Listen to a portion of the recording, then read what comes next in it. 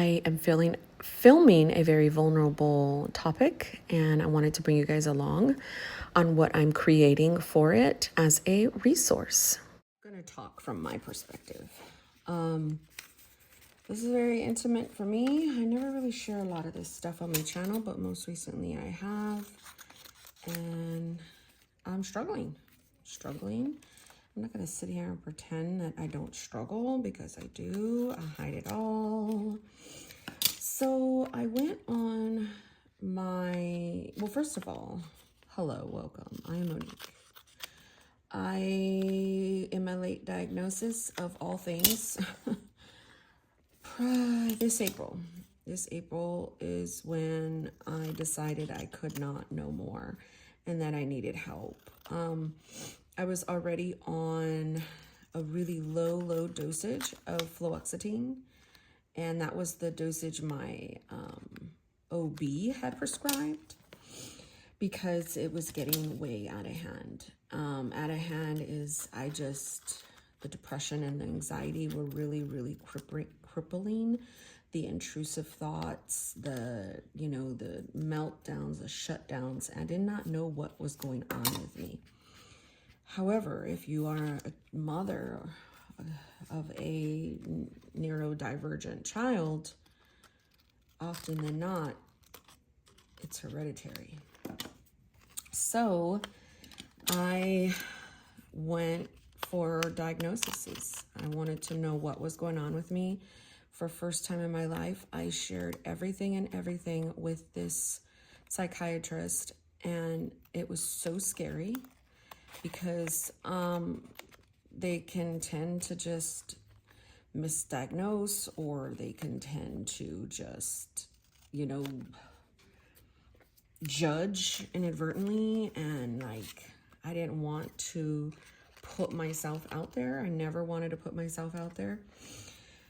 But I was experiencing so much stuff. My children, I've got 2 on the spectrum, and I was like, OMG. So what am I doing? I am in this fog, paralyzing, overwhelming, crippling, depressed, anxious, overstimulated, understimulated. I can't even explain it. I don't even know. I can't even explain it.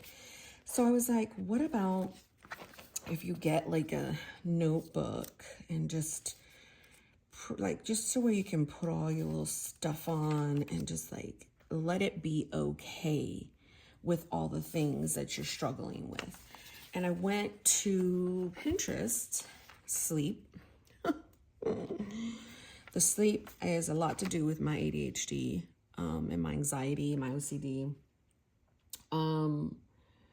I can't get it to shut off, of course. That's the story of everybody's life with it. Just when I don't like going to sleep. I kind of fear going to sleep, because it's I'm not going to be able to get good rest. They do want to put me on all the medications. They have prescribed them all. The only thing I've allowed myself to get on is an antidepressant and anti-anxiety medication. I don't share all this with you so you can judge, or you can be like, whatever. I share this with you because it is as real as it's going to get. And I want my children, when they get older, to understand you're not alone. There's a community out there. You have a circle. Embrace yourself. Do not hide yourself. And mom and dad are always going to love you for who you are, no matter what. I didn't have a support system. So anyhow, sleep's jacked, depression's jacked. So I just got all these funny, comforting things for me that says, hello, I'm tired. OCD is not an adjective, please. Even my anxiety has anxiety. A professional overthinker. We can't be all neurotypical. I need sleep. I have crippling depression. If you think I'm short, you should see my attention span. And it's not just to be like, oh, this is funny and cute and quirky. I feel like, I'm 42 years old, and getting a late diagnosis is I feel so betrayed in a way.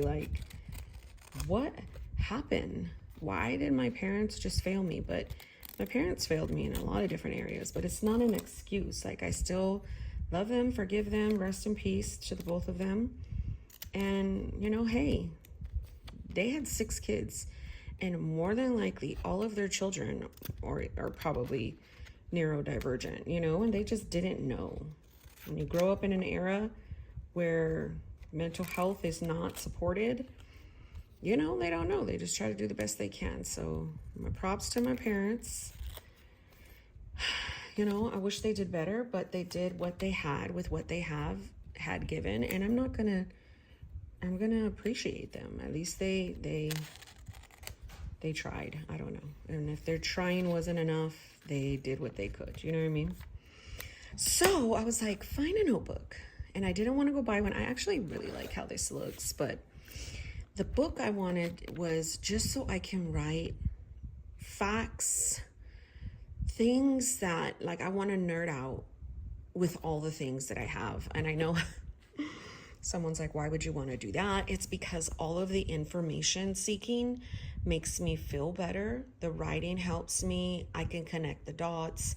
Everything is like there, and I don't feel like I feel heard by this notebook.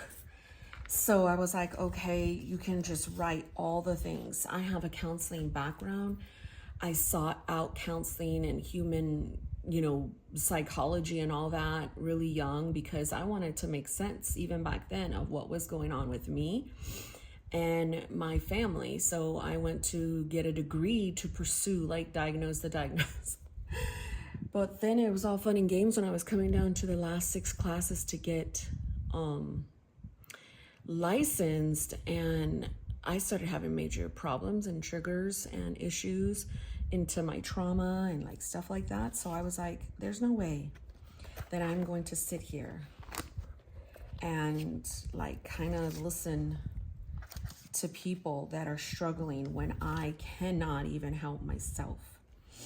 And so I just didn't do it. I didn't follow through, and I'm okay with that. Like, I don't need to prove anything to myself. I wish I would have rethought that in some way, shape, or form, because I don't even know how I got a master's. So I got a master's in counseling, and then I was going to go back to get my classes done so I can become licensed. And then I was like, oh gosh, no. Because at the point when I was doing my master's in counseling, I wanted to be an LMFT. And then when I just was like, oh my gosh, they are all like really, whoa, like I have to really be someone I am totally not. And there was this thing where it was like, when we were learning, it's like, you have to be a good person, or a good, how do you say, you have to be, gosh, there's a word and it's slipping my mind, aware and healed and all this stuff before you go and counsel someone else. And that scared me, because I was like, there's no way, I'm not. So I've got this, you know, I don't know, this book. I'm leaning towards the personal size, but then I'm really wanting the big size, but I really like the compactness of this because I could just write and write and write and have no problems. I really like how I did the professional overthinker, I'm tired, even my anxiety has anxiety, and then OCD is not an adjective. And if you have these things, trust me, you're not going to be going and ranting and raving about them. You're not going to be like, oh yeah, I have this, da-da-da. I see a lot of that on social media, and they think it's like cute or something, and I'm like, dude, this is not cute. It is so debilitating. But I just recently myself decided to talk about it, just to, you know, mainly to help others. I've always been in that thing, but I don't want to talk to others. I don't want to, like, I have this thing where I just want to put the information out there, the content out there, and be left alone. I don't know how to explain it other than that. So I think I'm going to use this one. I feel really bad. My husband had bought me this U of H one. And I don't really want to, like, you know, so I don't know. I thought about just gluing these down. And of course you can go to like Redbubble or whatever and buy stickers. I don't have time for that. I want it right now. So I went to Pinterest and just got all the images, and you saw me cut them out. So I want to write things on my tiredness. Like why am I so fatigued? Why am I so just jacked up with my sleep? I want to write stuff on overthinking, anxiety. Now, let me tell you something really important. I am a believer. Okay. I know the Lord. I have a relationship with him. And I believe in science, and I also believe in God, and I believe that he made people to help. And I do not,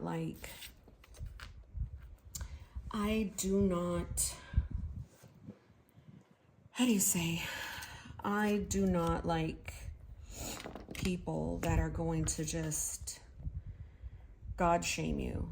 Oh my gosh, you're not this, you're not that, because you're not praying enough, or you're living in sin, or you're doing this, that, and the other. And hey, trust me, I can do bad all by myself. I really don't need your help for it. You know what I mean? I've always been a really big advocate of letting people be who they are, where they are.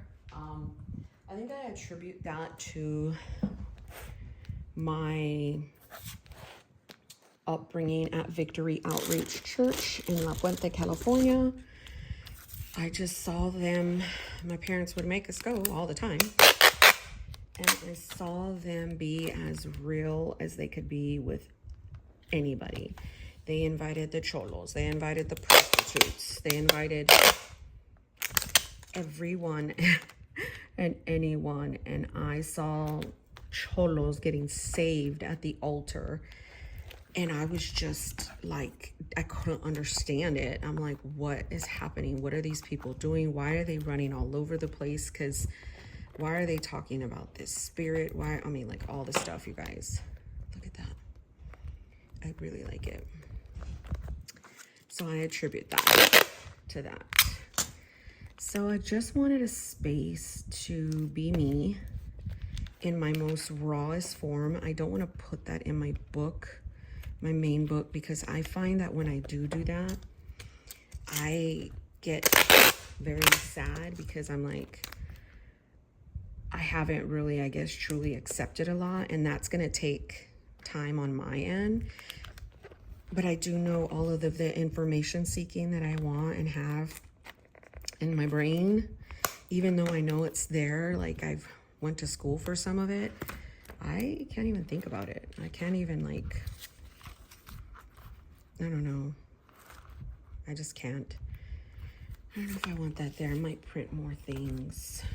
I like the all things are possible. I might put that here. I need sleep. I really don't like the speech bubble. I don't like all the black around it,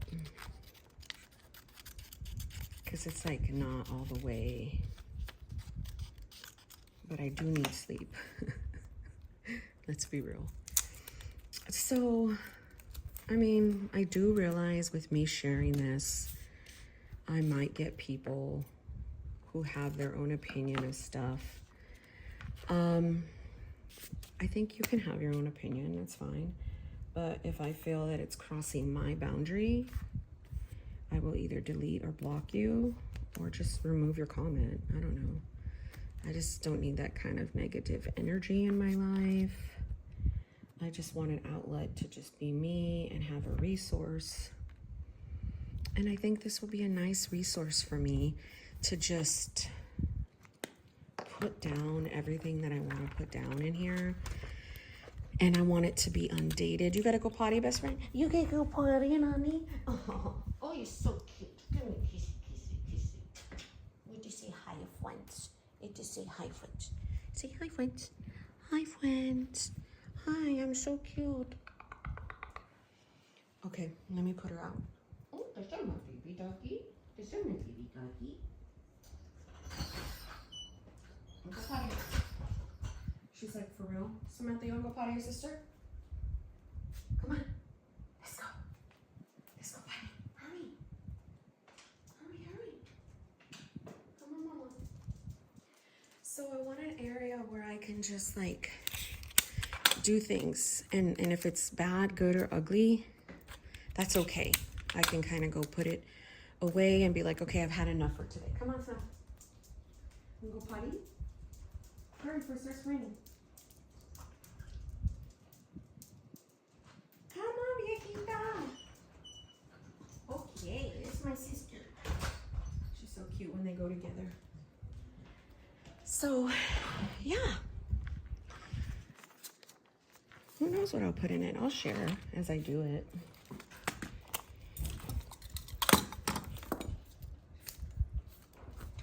Let's see, my daughter's waking up. I've got all this crap right here, you guys. And so yeah, I have we are a neurodivergent family, our whole house, all 5 of us. And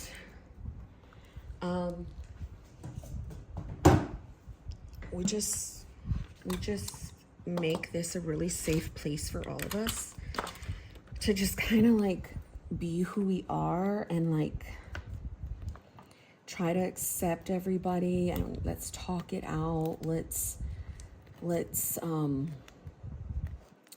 you know, if there's any issues, let's just bring it to the table in our family meetings. I mean, we don't have it all. Me and my husband, like, we don't have all the answers. My husband is a social worker.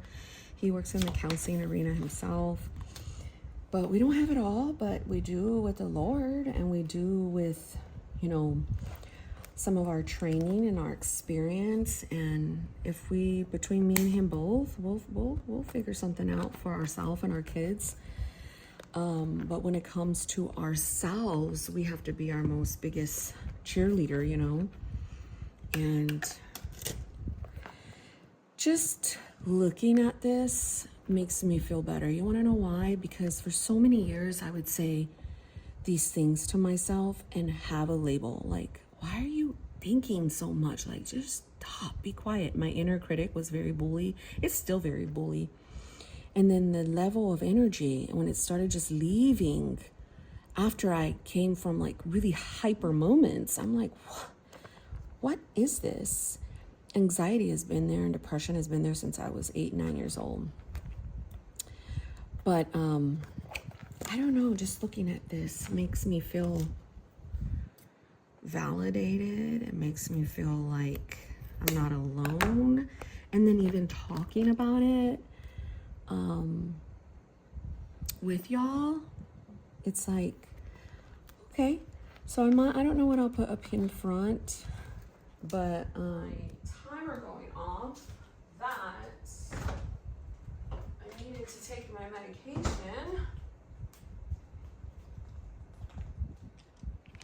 And every time it does that, I would always just hit the X. But I'm learning now that you cannot do that, Monique. You have got to pay attention to your timers for a reason. So yeah, maybe I'll find a cute little, maybe I'll make me a personal size doodad and like put the little thing right here, because it could cover that right there. And then just, I don't know, I have so many jelly covers. I don't know how to sew, but anyhow, that is what this little book is and my little chat is. Thank you so much for giving me a space to be me, and I appreciate y'all. God bless you.